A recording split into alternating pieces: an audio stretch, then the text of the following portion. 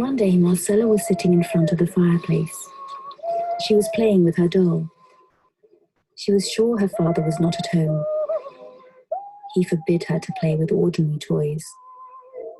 She could play only with small wooden musical instruments that he made for her. Suddenly, a door opened, and her father entered the room. Marcella was terrified and threw the doll into the fire.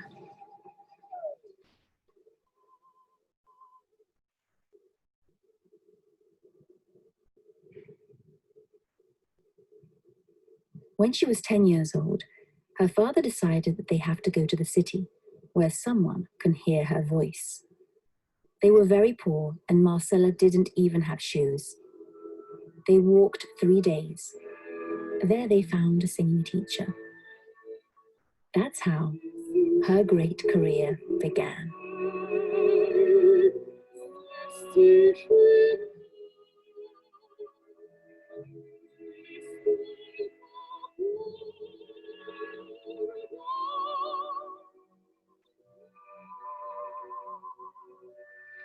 Very high soprano with a rare 2.5 octave spread struck us with incredible power and a very strange sweet sound. Al suo primo concerto aveva conquistato centinaia di entusiasti e seguaci. Sembrich sopra свое тридцатилетие. Publiczność oszalałą z ekstazy. Marcella Sembrich.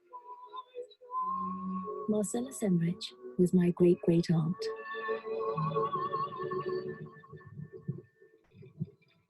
I want to know, how did she manage to always follow her talent? How did she break the rules of society that bound women 100 years ago? What did she leave behind? Who remembers her? What choices did she have to make? What did she have to sacrifice? In the times when a poor girl couldn't do anything, Marcella didn't believe in this and built her life the way she wanted it.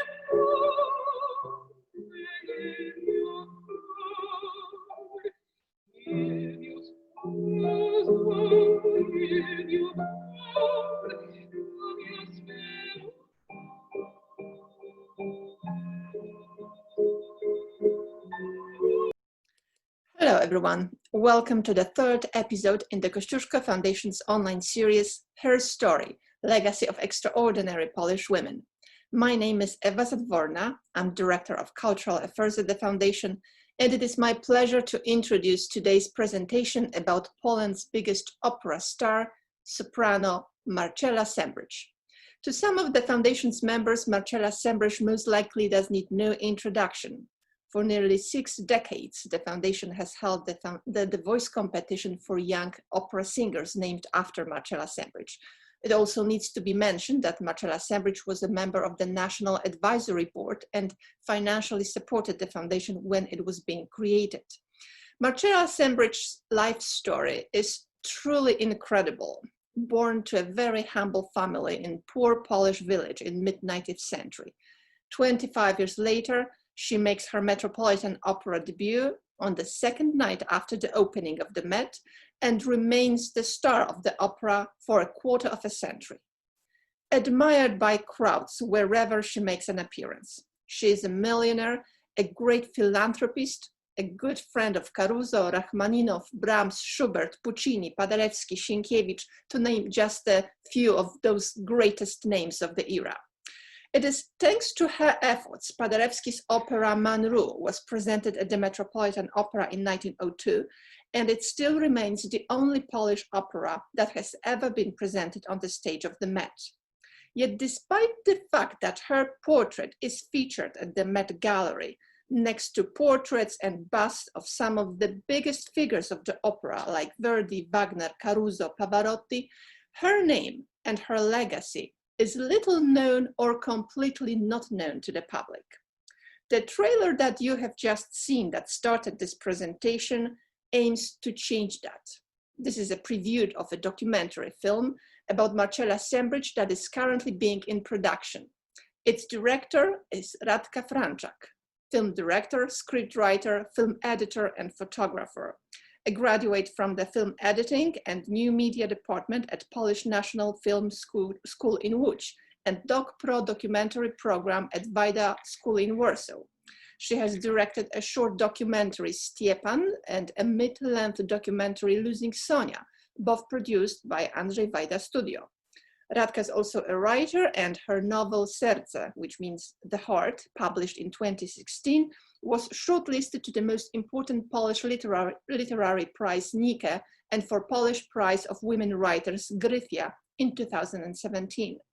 Radka's current project is a documentary film about Marcella Sembrich, who happens to be her great aunt. Radka is based in Berlin, and she agreed to tell us more about her film and her great aunt, Marcella Sembrich. Radka, thank you very much for taking time out and for being part of our lecture series. Thank you very much for the invitation. I'm really happy to be here and introduce you to the amazing Marcella Sembrich story. Radka, great to have you here. So at the beginning, please tell us how it all began, your idea to create a documentary about Marcella Sembrich. So this is all began with a family story, like a lot of stories in our life. And this is because during Christmas get-togethers, I repeatedly heard a story about this rich, famous aunt from New York who came once to visit my grandmother. My grandmother was a young girl then, and she bought to all girls dresses. And to my grandmother, she said that she wished to take her actually with her to New York because she had a beautiful voice and she wanted to give her lessons of the voice singing and make out of her an opera star. But the father of my grandmother didn't agree for that. He thought that my grandmother should just marry, yes, and stay at his home. And this is what I always heard. And I don't know why I never asked this question, which I did a few years ago. I asked, but come on, who is that woman, this famous rich lady from New York? How that's possible, I don't know. And they give me the name, and I look in internet, and I was completely astonished by her story. I always heard rather difficult stories in my families, and that was really a positive story of a woman who almost 160 years ago made the trip from the very poor small place in eastern of Europe to be a biggest star on the world. So this is what I can tell you.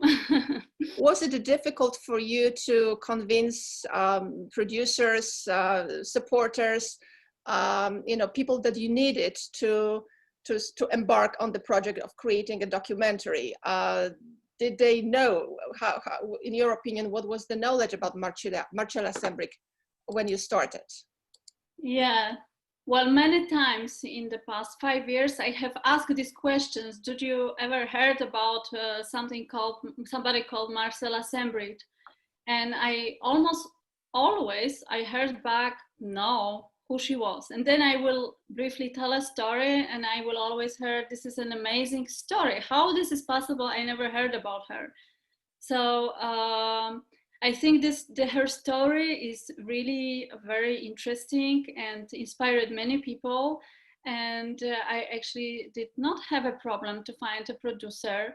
First, it was Kasia Ślesicka from My Way Studio, and then also Daria Maślona. And we working on this story already 5 years. And we're having bigger and bigger and very interesting team of also other artists to work on a project, which I'm very happy. And also we have a lot of institutions who decide to support the project from the beginning, and that is a Polish Film Institute. This is the Institute of Adam Mickiewicz. This is also Kościuszko Foundation, of course. who is connected with Marcella Sembrich very much, and some others, like also the foundation of the Sembrich, which is in Bolton Landing. Yeah.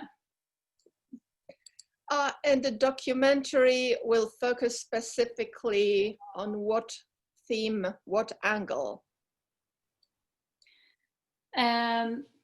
The film will be like, on one side, it will be, of course, biography of Marcella Sembrich, yes, and this is clear, this is our most important protagonist.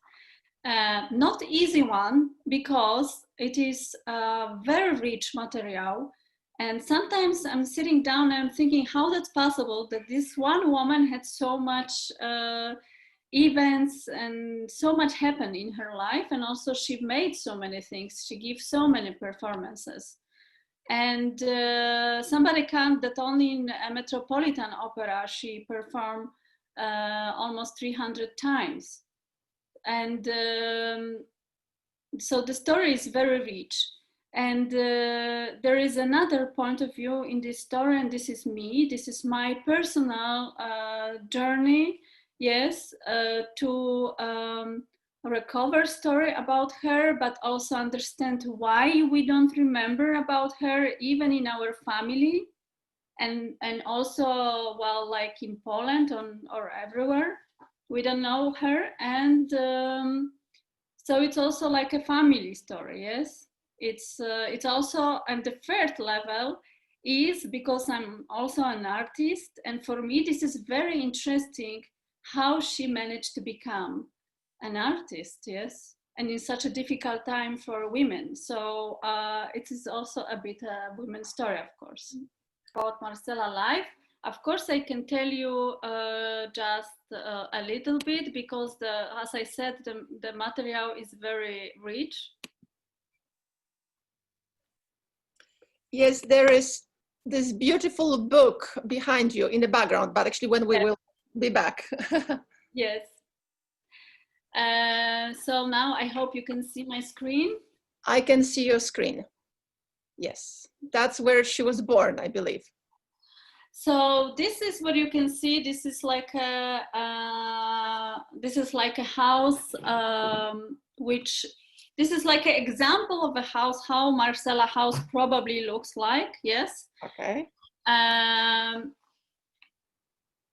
And she was born on February 15, probably, which is what we know and hope, in 1858 in Galicia, in a small village. First, she was born in Wiśniowczyk, then they were moved to Bolechów, and then Bolechów, it's a little bigger place, but it was also like a poor place of Eastern Europe. Her real name was Praxeda Marcelina Kochańska, but because this was hard to pronounce for abroad people, she decided to change her name, and from Praxeda Marcelina Kochańska, she changed to Marcella Sembrich. And the Sembrich, it was her mother's maiden name. But back then, Praxeda, already at age 4, started to learn how to play the violin. And here I wish to tell you a little bit more about Marcella's father, which I think is also like a key of a story. He came from a family of tanners, but instead of tanning leather like the rest of his family, he was completely in love with the music. And when he was 17 years old, he learned from different local musicians as many instruments as possible, and he gave this love to his children, especially to Marcella. During her childhood, Marcella was performing with her father, mother, and the younger brother in different places. Marcella was performing, for example, they will like performing in the mansions of wealthy people, and sometimes they were just crossroads in the middle of nowhere. I think it taught Marcella how to overcome stage fright from an early age. So Marcella didn't have actually ordinary childhood like other children in Bolechów, because for example, the only toys she was allowed to play were musical instruments carved from wood by her father. He made her first violin, and at the age of 6 years, she began to learn piano. And of course, she sang a lot of Ukrainian songs called dumki. That was the folk songs of her time, to which she came back in a later, when she was already retired. She also started to sing them on a stage. And she was actually the first, one of the first person who decided to do such a recitals back then. I'm sorry for interrupting, Radka, but the picture that you are presenting right now, is it the picture that presents children of the age when Marcella Sembrich was young, or is there Marcella Sembrich on this picture? No, this is the children. This is one of the earliest known picture of children from this place. Okay. This is not from Bolechów. Yes, from Bolechów. Okay. Yes. So when Marcella was 11 years old, her father decided to walk with her to the nearest town, Lviv. And Lviv back then was the most extensive music center in the region, with a music academy and an opera house. Her father really believed in Marcella's talent, and he tried to get her a teacher, but they failed. They didn't want to, they said that, no, we don't see any talent in this girl. But finally, they found a teacher who believed to her talent, and that was Wilhelm Stengel. And Wilhelm Stengel was her first and very, very dedicated teacher to her, and later he became her husband. So Marcella stayed in Lviv with the Zellinger family, who were her distance and like more wealthy relatives, yes? Shortly after this, her father suddenly died. And that was like a first very difficult confrontation for her. She was just 11 years old. And suddenly it was she who had to support herself, her mother, and her younger brother, Leon. So she took every job possible. She studied hard and worked hard, often in the nights, playing the piano at social events in the wealthy families' homes. But she also then receives a lot of support from various people who believed in her and her talent. And this is something what I want to admit also in the film, that this is really something very important, that these people give money on the beginning and support her education. So in 1875, Marcella was 17 years old, and she decided to go to Vienna to learn more. The Wilhelm Stengel found the money for that, and they went together as a teacher and a student to Vienna. And she was left there alone, which is very unusual for a woman of this time, but she managed somehow. Back then, Marcella focused on a career as a pianist or violinist. She was not sure which one to choose. But it turned out that at this age, Marcella had an opportunity to play piano in front of her grandmaster, and that was Franz Liszt. Liszt listened to her and asked at the end if she played any other instruments. So she was as much a virtuosa at violin as at piano. And the Liszt, when he listened her playing piano and violin, he joked, "Maybe you can also sing." And Marcella sang. And she sang this way that she really moved him.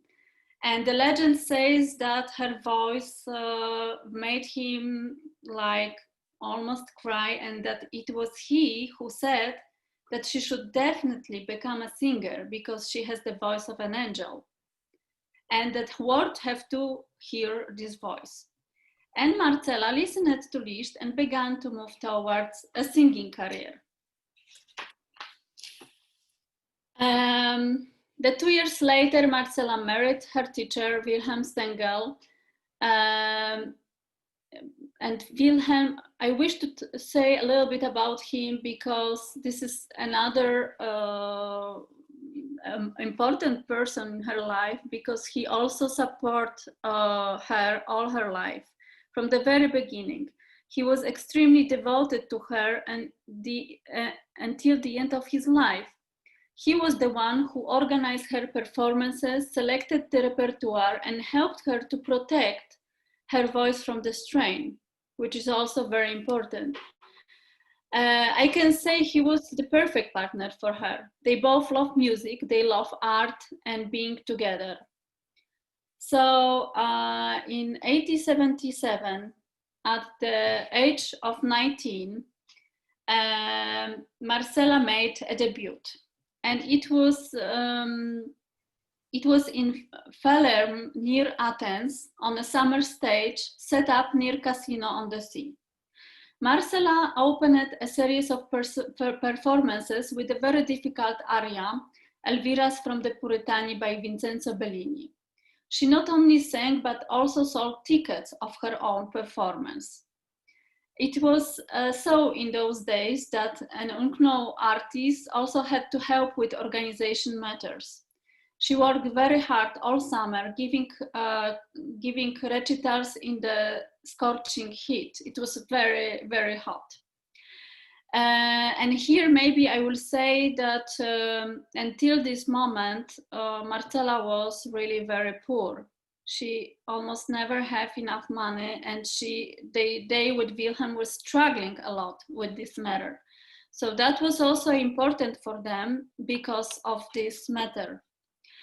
But what's happened, unfortunately, the impresario who organized the performances of Marcella's debut fled just before the season ended and took all the money from the ticket sales with him. So Marcella and her husband were in dramatic situation. They did not even have money to return home from Athens.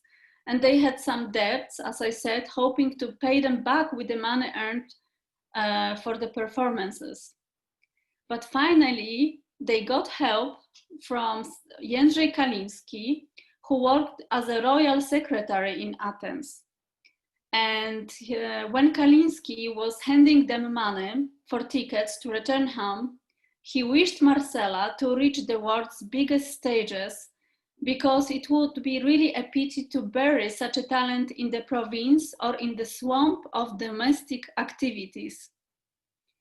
And I read this letter from Kaliński, what he said, the words, and I thought that this was really amazing that, you know, because she failed, yes, the money was gone and she had to borrow money.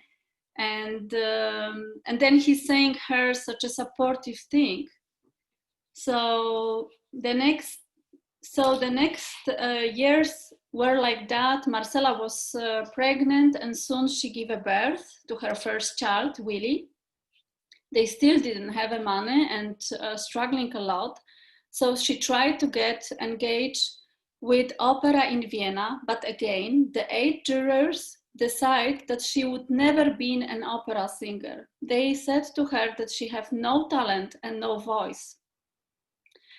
But our Marcella didn't give up and continued to work hard. Every day she got up very early in the morning to work on her voice and languages. She learned more operas and more arias, with the big support of Wilhelm Stengel. Eventually, she finally made a performance in Dresden as a Lucia of Lammermoor, which turned out to be a sensational success. And from this moment, from I don't know what's happened there, but the public completely loved her. They went crazy. I read description of this that she was just like all the time when she was singing, flowers were constantly coming to the stage. So this is where her success and then long and illustration career started. She signed a 4-year contract with Covent Garden in London after her performances in Spain, Germany, and Russia, she began the most significant chapter of her life, and that was in America. Here is an opera in Moscow.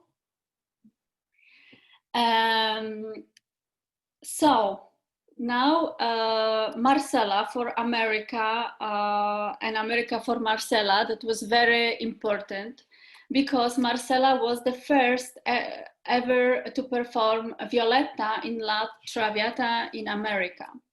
But also she sang at the opening of the Metropolitan Opera. She sang at the second evening and received rave reviews. And she stayed with the Met for next 25 years. And actually she was first like a opera star of Metropolitan Opera. And this is, you can see the building of old Metropolitan Opera. That was the first building.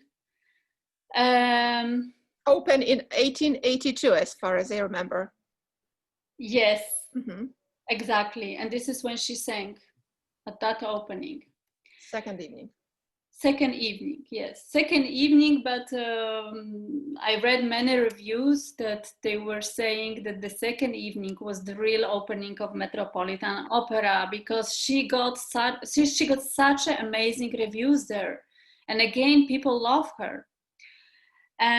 So for example, I can tell you how big she was, maybe through Enrico Caruso. Enrico Caruso debuted at the Metropolitan in 1903 with Rigoletto by Giuseppe Verdi. And Marcella was performing as a Gilda. And believe or not, but Caruso's debut was a fiasco.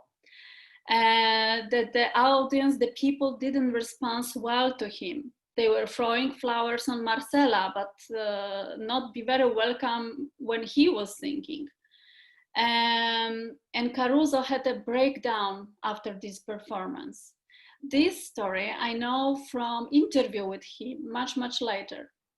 And after performance finish, he was sitting like completely collapsed, full of bad thoughts. He said in this interview that he had suicide thoughts. And Marcella Sembrich and Jan Reszke, that was Polish tenor, came to him, to wardrobe, to congratulate to him. And they provide a really big support. They both told him that in front of him is a very great career and that he's an amazing artist. So Caruso, in an interview many years after, he said that they really saved his life. And I think this is also how Marcella was. She was really also very supportive for friends with whom she worked, for other artists. Here are the words of the best music critic by Dame William Armstrong about the evening of Caruso's debut. His voice blends delightfully with Madame Sembrich. With a hearty, genuine good comradeship that has endeared her to New York audience, Madame Sembrich performed one of her graceful deeds on the fall of the second curtain. From a bunch of flowers handed her from behind the scenes during a curtain call, the singer took one and presented to her new colleague with a hearty handshake. So this is how Marcella was on a stage with him. And here also I want to tell you about the part, because this is the times, also the first World War. And Marcella was a great Polish patriot, and she made immediately Polish Relief Committee with the help of Ignacy Paderewski, looking for money to send to Poland to help Polish women and children, but also independency. She was always very involved with any helping, but this matter of freedom was very important for her. And after this, Marcella Sembrich's husband died, Wilhelm Stengel, and she also decided to retire. It was 1917. And so she closed the chapter of singing on a stage. From this time, she started to give like a small recitals, what I said before. And that was something very unusual then. Nobody was singing folk songs on a stage. So, but she did, and she was singing them in 16 languages. So that was also very something special about her. But here, mostly, she began another chapter of her life as a teacher and helped create vocal studies for girls in Juilliard. She was always fighting and supporting women and girls. Here is Maria Evica. Maria Evica became a really important opera star. And so Marcella also helped to build the vocal departments in America. She helped Mary Curtis to create the Curtis Institute in Philadelphia, where Marcella worked almost to the end of her life. She also was supporting to start department for women singing in a Juilliard school, and she was also teaching there. But she also built her own school, and that was a summer school for girls, singers. And that was in a Bolton Landing, where now you can find a museum of Marcella Sembrich. It was a huge place. She also built a special house for students, and they could come there in summertime and learn of singing in this very beautiful place, because she also thought that combination of art and the nature is a perfect way how you should learn to sing. So this is Marcella with her friends from Metropolitan Opera. This is her room in her studio. And this is the final picture. This is how we're going to remember her, because her last years she really dedicated to this, to help and create other women talents in singing. And that's all. I can speak about her next 3 hours at least. I told you really like maybe 10% of her life. How you see, there is a book about her, and it's very big. So yeah. Yeah, okay. I just noticed also, yes, this book behind you, and the copy of this book also we have in the foundation. Can you say more about the book? It's Artystka Świata, I believe, yes? Yes, the book is in Polish. We are hoping will be translated one day. The author of the book is Pani Komorowska, and Małgorzata Komorowska is the author of the book.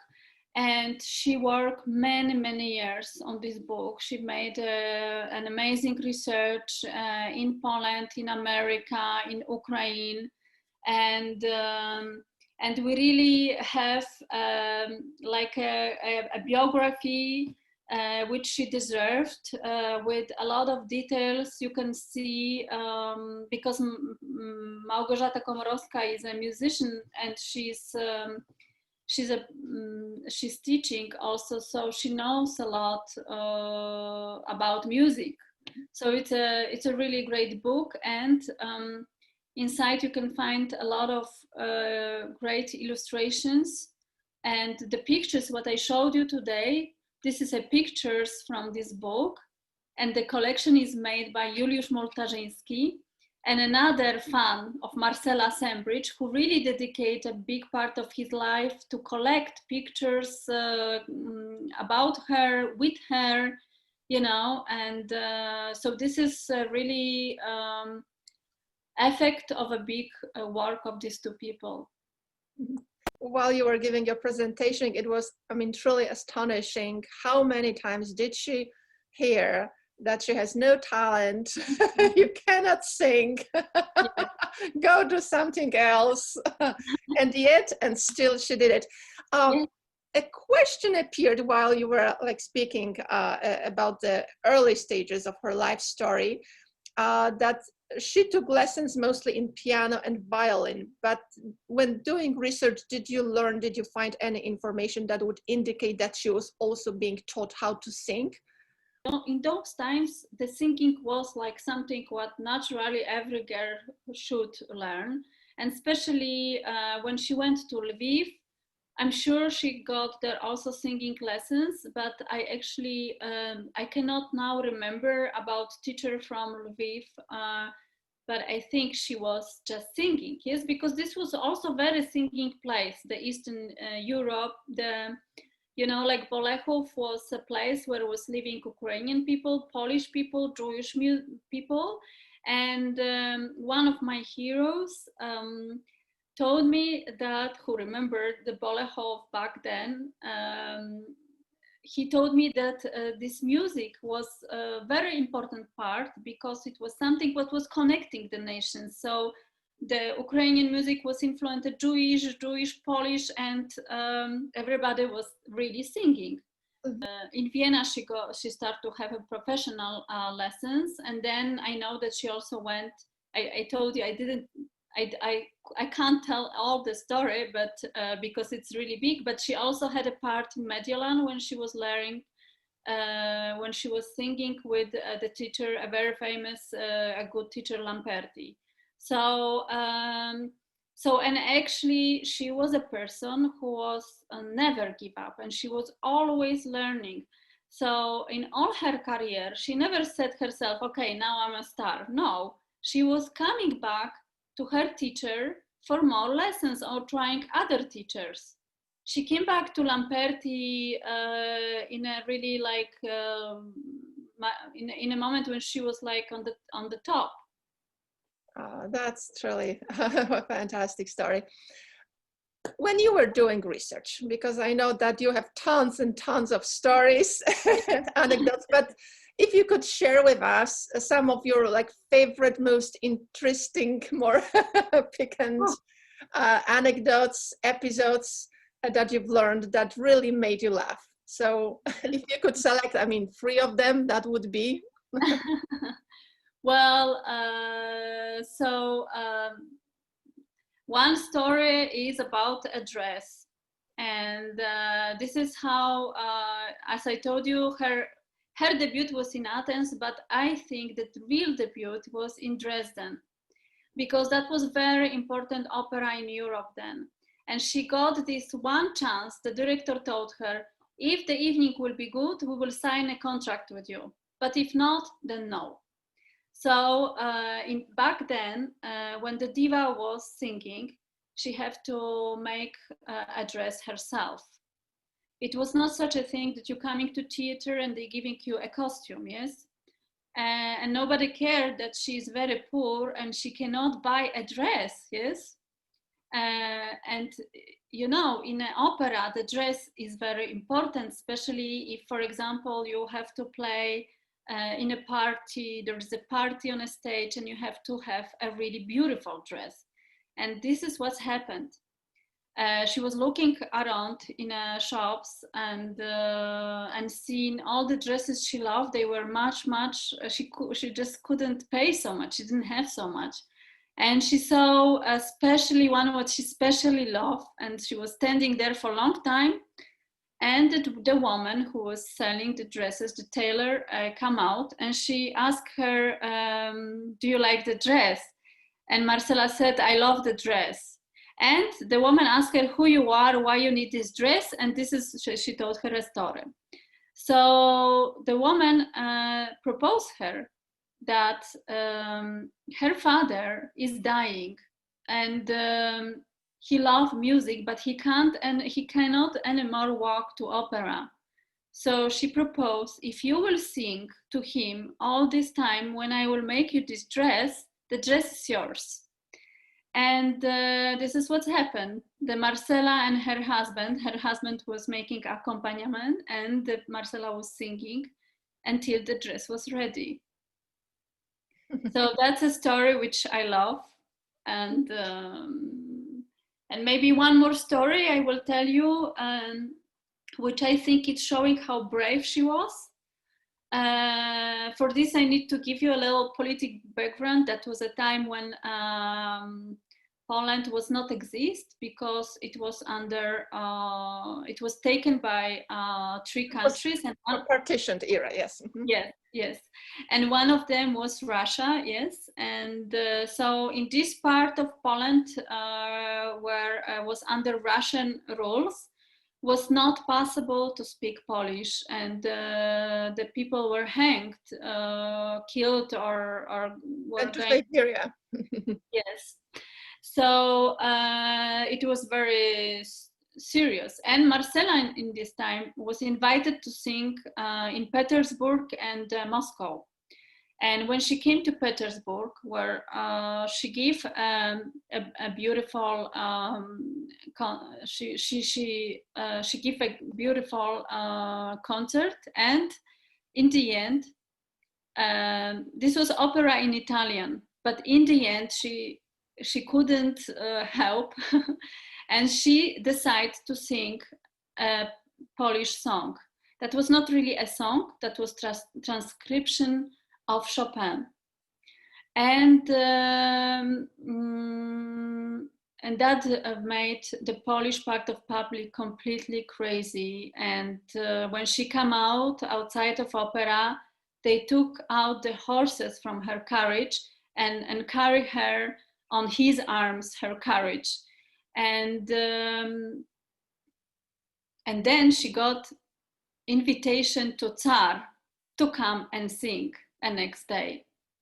And she and Wilhelm went to him, and this I know from the letter in which she described this, that they were sure that they will not come out from this place, that this is the end, and that they were going by a very narrow corridor with a lot of police standing there and watching. And in the end was a Tsar who asked her to sing exactly the same repertoire like evening before. So she sang the whole opera, and then she finished. And he said, but I heard that was something else. And she was really very frightening in this moment, but she told him, I'm sorry, but this I know only in Polish. And Polish is a forbidden language. And he said, don't worry, just sing. And she sang. And she wrote that she didn't look to him because she was so scared, but at the end she looked and she saw tears in his eyes. And he said that he said to her, thank you, I will never forget this, and I will look again to the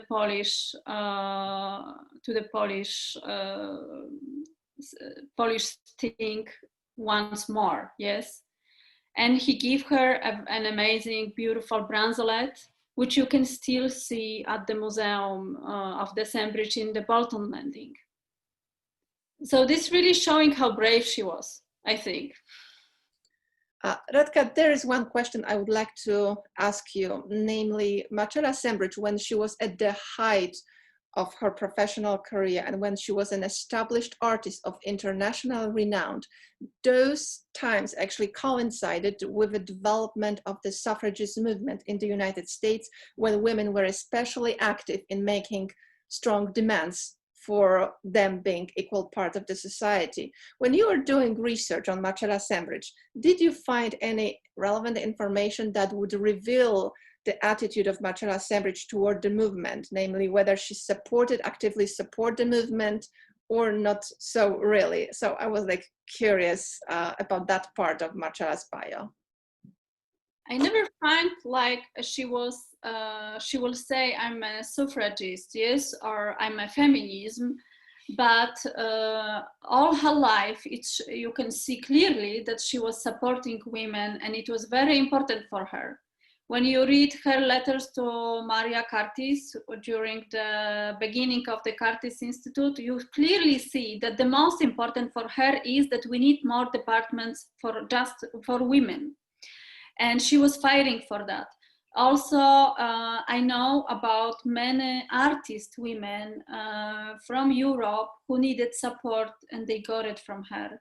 Also, just women who suddenly were in a bad situation, life situation.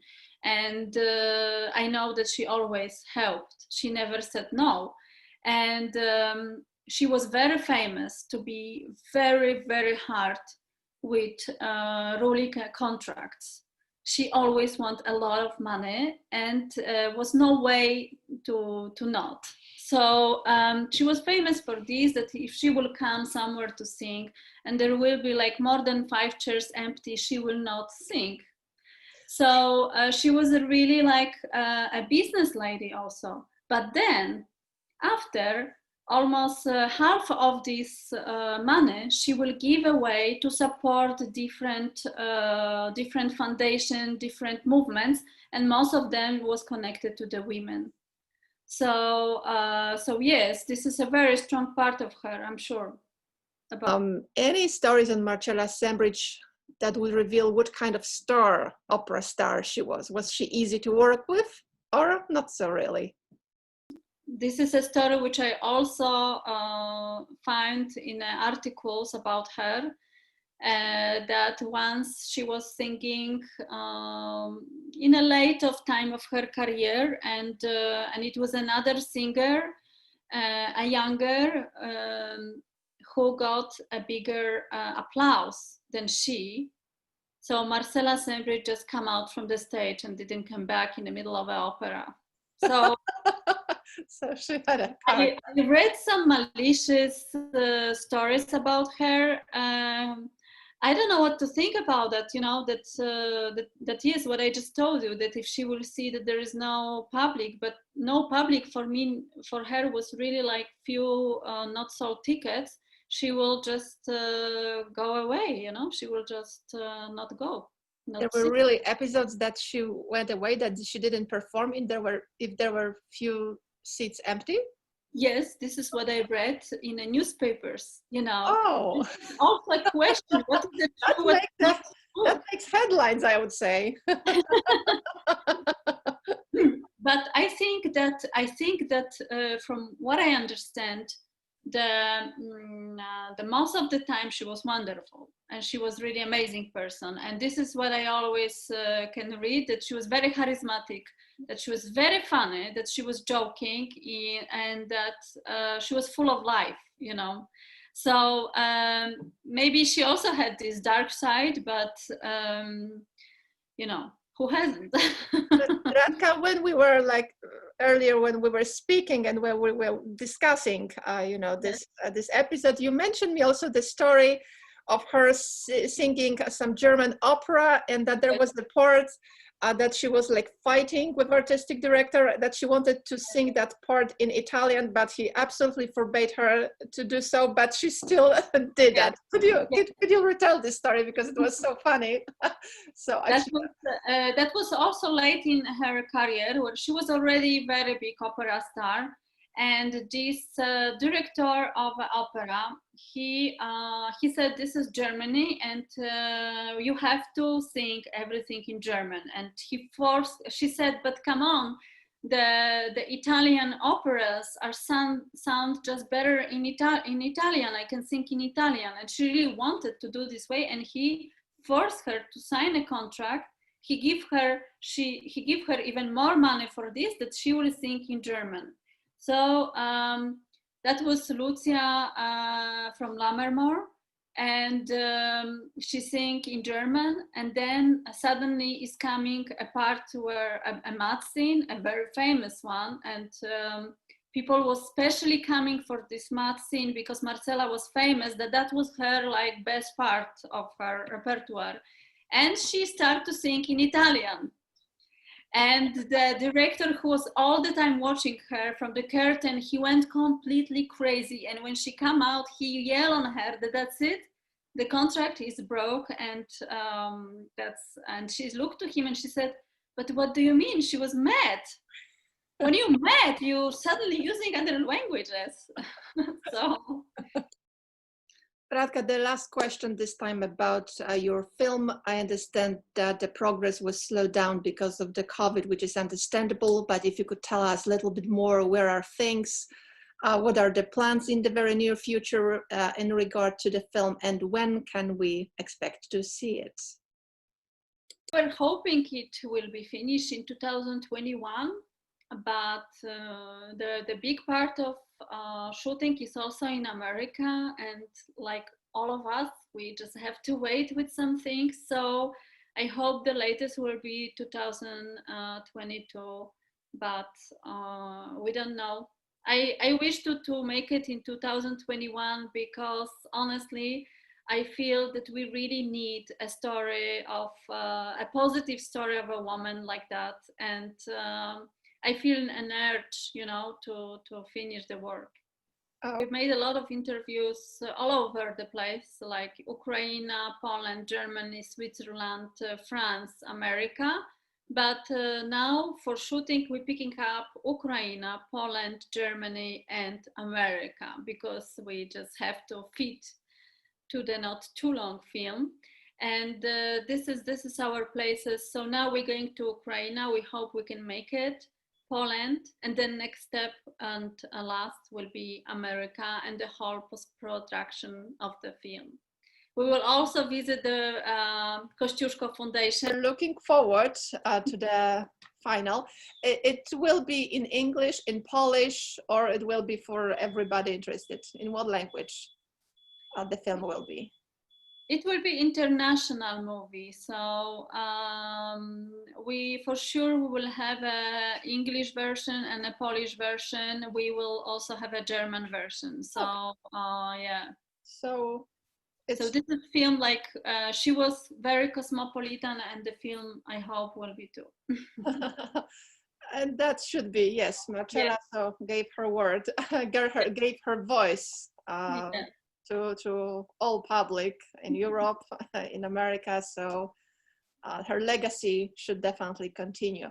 Radka, thank you very much for your presentation. Thank you so much, Eva. On the story of Marcella Sembrich. It was truly inspiring as always. Good luck with continuing your work with the film, and we are awaiting the release of the film. Thank you so much. Thank you very much. Thank you.